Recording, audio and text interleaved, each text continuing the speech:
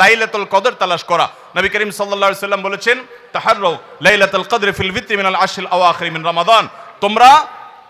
তোমরা রমজানের শেষ দশকের বেজোড় রাতগুলোতে লাইলাতুল কদর বেশি বেশি করে তালাশ করো। বেজোড় রাতগুলোতে বেশি বেশি, শেষ দশকের প্রত্যেক রাতেই জেগে জেগে ইবাদত করা কদর হতে পারে সে আশায়। কদরের একটা রাত যদি ইবাদত করতে পারেন আপনি, তাহলে 1000 মাস ইবাদতের চাইতে বেশি উত্তম হবে, আপনার আমলনামাতে সওয়াব বেশি জমা হবে। এই জন্য কদরের রাতে ইবাদতের চেষ্টা করা। সারা বছরের শ্রেষ্ঠ রাত হলো কদরের রাত। কোরআন নাজিল হয়েছে এই কদরের রাতে। অতএব কদরের রাত পাওয়ার জন্য শেষ দশকের প্রত্যেকটা রাতে, প্রত্যেকটা না পারলে অন্তত বেজোড় 21, 23, 25, 27, 29 এই রাতগুলোতে ইবাদত করবো। আল্লাহ আমাদেরকে তৌফিক দান করুন।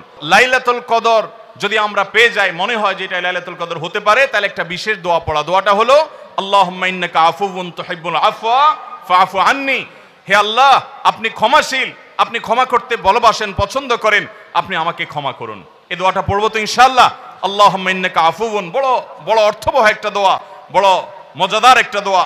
আল্লাহুম্মা ইন্নাকা আফুউন, আল্লাহ আপনি তো ক্ষমাশীল, তুহিব্বুল আফওয়া, ক্ষমা করতে পছন্দ করেন, ফাআফু আন্নি, অতএব আমাকে ক্ষমা করেন। রমজানের শেষ দশকে বেশি বেশি ইবাদত করার চেষ্টা করা। বুখারী শরীফে আসছে নবী করিম সাল্লাল্লাহু আলাইহি সাল্লাম সম্পর্কে আম্মা জান আয়েশা বলেছেন, ইযা দাখালাল আশর, রমজানের শেষ 10 দিন যখন শুরু হতো, তখন নবী সাল্লাল্লাহু আলাইহি সাল্লাম কি করতেন? আইকাজ আহিয়া লাইলা, সারা রাত আর ঘুমাতেন না। শেষ 10 দিন সারা রাত ঘুমাতেন না। ওয়াসাদ্দা মিযজারা, কোমর বেঁধে নিতেন। ওয়াইকাদ আহলা, এবং তার পরিবারকে তিনি জাগিয়ে তুলতেন। আরেক হাদিসে আসছে নবী সাল্লাল্লাহু আলাইহি সাল্লাম বলেছেন, কারণ নবী সাল্লাল্লাহু আলাইহি ওয়াসাল্লাম ইযা দাখালাল আশর ইয়াজতাহিদু ফীহি মা লা ইয়াজতাহিদু ফী গায়রি। নবীজির জীবনে কখনো ইবাদতের জন্য এত চেষ্টা করতেন না যত চেষ্টা করতেন রমজানের শেষ দশকে ইবাদতের জন্য।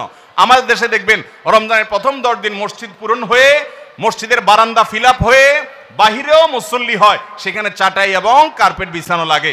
কিন্তু দ্বিতীয় দশক আসলে আস্তে আস্তে বাহিরে মুসল্লি হাওয়া হয়ে যায়, আস্তে আস্তে চাটাই উঠে যায়, মসজিদের ভিতরে মুসল্লি চলে আসে। শেষের 10 দিন হলে একেবারে মূল মুসল্লি যেগুলো ওয়াক্তিয়া নামাজের, এর বাইরে অতিরিক্ত মুসল্লি সব ঝরে পড়ে যায়, সব ঈদের মার্কেটে চলে যায়। ভাইরা আমার, নবী করিম সাল্লাল্লাহু আলাইহি সাল্লাম শেষ দশককে সবচেয়ে গুরুত্ব দিতেন, আর আমরা সবচেয়ে অবহেলা করি সেই সময়টাকে। আল্লাহ আমাদেরকে শেষ দশককে ইবাদতের জন্য বিশেষ গুরুত্ব দেওয়ার তৌফিক দান করুন। রমজানের শেষ 10টা দিন ইতিকাফে বসে যাওয়া, যাদের তৌফিক আছে মসজিদে ইতিকাফে বসে যাবেন। ভাইরা আমার, 3য় হিজরিতে রোজা ফরজ হওয়ার পর নবী করিম সাল্লাল্লাহু আলাইহি সাল্লাম জীবনে কখনো রমজানের শেষ 10 দিন মসজিদে ইতিকাফে বসা ছাড়া সময় কাটান নাই। আমরা বেশিরভাগ মানুষ জীবনে একবারও ইতিকাফের তৌফিক আমাদের হয় নাই।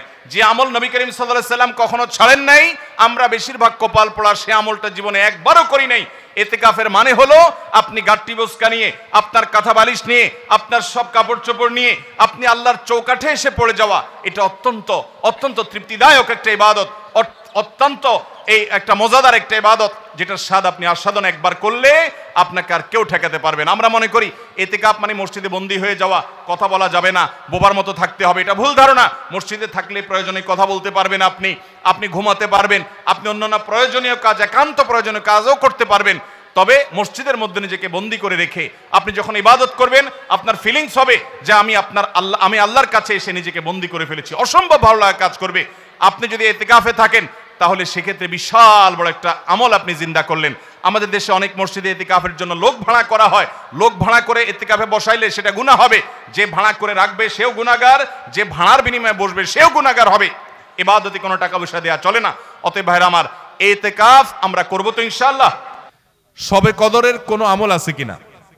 শবে কদরের আমল আছে ভাই। শবে কদরের সব ধরনের ইবাদতই করার চেষ্টা করতে হবে সাধ্য অনুযায়ী, যেগুলো করা সম্ভব হয়। বিশেষ করে কোরআন তেলাওয়াত করা, 2 রাকাত করে লম্বা কেরাত, লম্বা রুকু সিজদা দিয়ে যতটুকু পারেন নফল নামাজ পড়বেন। বিশেষ পদ্ধতির নামাজ, শবে কদরের নামাজ এত রাকাত, অমুক সূরা এতবার, প্রথম রাকাতে দ্বিতীয় রাকাতে ততবার, এগুলো মন গড়া, এগুলোর কোনো ভিত্তি কোরআন হাদিসে নাই। তবে 2 রাকাত করে যত লম্বা রুকু দিয়ে সিজদা দিয়ে অনেক সময় নিয়ে 2 রাকাত নামাজ 5, 7, 10 মিনিট ধরে যত বেশি সময় ধরে পারেন লম্বা কেরাত রুকুতে নামাজ পড়বেন। এক, তেলাওয়াত বেশি বেশি করবেন, যত সুন্দর করে সম্ভব তেলাওয়াত শুনবেন, শোনাশুনি করবেন, কোরআনকে সময় দিবেন, কোরআন স্টাডি করবেন এই রাতে। আর বিশেষ করে একটা দোয়া আম্মা জান আয়েশাকে রাদিয়াল্লাহু তাআলা আনহাকে নবী করিম সাল্লাল্লাহু আলাইহি ওয়াসাল্লাম শিক্ষা দিয়েছেন, আল্লাহুম্মা ইন্নাকা আফুউন তুহিব্বুল আফওয়া ফাআফু আন্নি। আল্লাহ আপনি ক্ষমাশীল, ক্ষমাকে ভালোবাসেন, আপনি আমাকে ক্ষমা করুন। আর আল্লাহর কাছে দোয়া, ইস্তেগফার, রোনাজারি, চোখের পানি ফেলা, গুনাহ মাফ চাওয়া, এগুলো করতে থাকবেন। দান সাদেকা করার সুযোগ থাকলে সেটাও করবেন। অর্থাৎ যে কোনো সাধারণ আমলই করবেন। হাদিসে বিশেষ করে এই দোয়াটার কথা বলা আছে, এটা আমরা লাইলাতুল কদরে পড়ব। শবে কদরের নামাজের নিয়ম কি, কত রাকাত পড়তে হবে একটু জানাবেন। শবে কদরের নামাজের নিয়ম কি? একটু আগে আমরা বলেছি যে শবে কদরের নামাজের আলাদা কোনো নিয়ম নাই। অন্য যে কোনো সময় যে আমরা নফল নামাজ পড়ি ঠিক একই পদ্ধতিতে আমরা শবে কদরে পড়বো, লাইলাতুল কদরেও পড়বো। আমরা বিশেষ করে অনেকে মনে করি লাইলাতুল কদরের প্রথম রাকাতে অমুক সূরা এতবার পড়তে হয়, সূরা ফাতিহার পর দ্বিতীয় রাকাতে তমুক সূরা ততবার পড়তে হয়। এগুলো সবগুলো মানুষের নিজেদের বানানো। কোরআন বা হাদিস এরকম কোনো ফরম্যাট শবে কদরের জন্য আলাদা ঠিক করে দেয় নাই। ওইটাকে আমরা আবশ্যক বানালে বরং সেটা বেদাত হতে হবে, বেদাত হতে পারে। আমরা দুই রাকাত করে যত লম্বা সময় পারি যে কোনো সূরা দিয়ে পারি আমরা বেশি বেশি করে নামাজ পড়বো শবে কদর ইনশাআল্লাহ তাআলা। কাজা রোজার সাথে কাজা তারাবি আদায় করতে হবে কিনা? কারোর কোনো রোজা কাজা হয়েছে, এই রোজাটা যখন রমজানের পরে আপনি কাজা রাখবেন, তারাবির নামাজটাও কাজা করতে হবে কিনা? উত্তর হলো তারাবির নামাজের কাজা লাগবে না। আপনি শুধুমাত্র রোজার কাজা করলে কি কাজা আদায় হয়ে যাবে। আপনার 5টা রোজা ভাঙতি পড়েছে, অনেক মা বোনরা মাসিকের কারণে রোজা ভাঙতি পড়ে, তাহলে যে কটা ভাঙতি পড়ছে সেগুলো আপনি রেখে দিবেন রমজানের পরে। অসুস্থ হওয়ার কারণে আপনি পুরুষ মানুষ রোজা রাখতে পারেন না, রমজানের পরে সেই কটা রেখে দিবেন। সফরে ছিলেন রোজা রাখতে পারেন না, সেগুলো রেখে দিবেন। ওর সাথে তার তারাবি আদায় করতে হবে না। তারাবির সাথে রোজার সম্পর্ক নাই, তারাবি স্বতন্ত্র আমল। আমরা অনেকে ভুল জানি, মনে করি যে যদি কোনোদিন তারাবি পড়তে না পারি তাহলে বোধহয় রোজা রাখা যাবে না, এরকম ভুল ধারণা অনেকের আছে। রোজার সাথে তারাবির কোনো সম্পর্ক নাই। এমনকি একজন মানুষ রোজা রাখতে পারছে না কিন্তু তারাবি পড়ার সুযোগ আছে, তিনি অবশ্যই তারাবি পড়ার চেষ্টা করবেন, কারণ দুইটাই স্বতন্ত্র ইবাদত। তারাবি পড়া সুন্নাত আর রোজা রাখাটা ফরজ। রমজানে দোয়া কবুলের সর্বোত্তম সময় কখন? মায়েরা আমার, সারা বছর অন্য সময় যেরকম দোয়া কবুল হয়, রমাদানে দোয়া কবুল আরো বেশি হয়। বিশেষ করে রোজা অবস্থায়, সিয়ামরত অবস্থায় সায়েম ব্যক্তি, রোজাদার ব্যক্তির দোয়া কবুল হয়।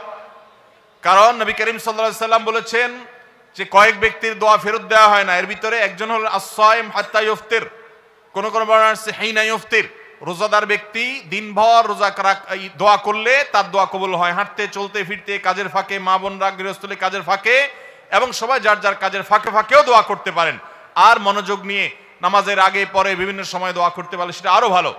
সেই সাথে আমাদের ইফতারের আগ মুহূর্তে কোন বর্ণনা মতে দোয়া কবুল হয়।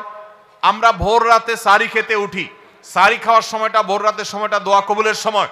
রমজান মাসে এই সময়টাকে আমরা বিশেষভাবে আমরা দোয়ার জন্য নির্ধারণ করতে পারি। তাহলে দিনভর ইফতারের আগে ওই যে সারি খেতে উঠলে এই সময়গুলো বিশেষভাবে আমরা দোয়ার প্রতি যত্নবান হব। আল্লাহ আমাদের তৌফিক দান করুন।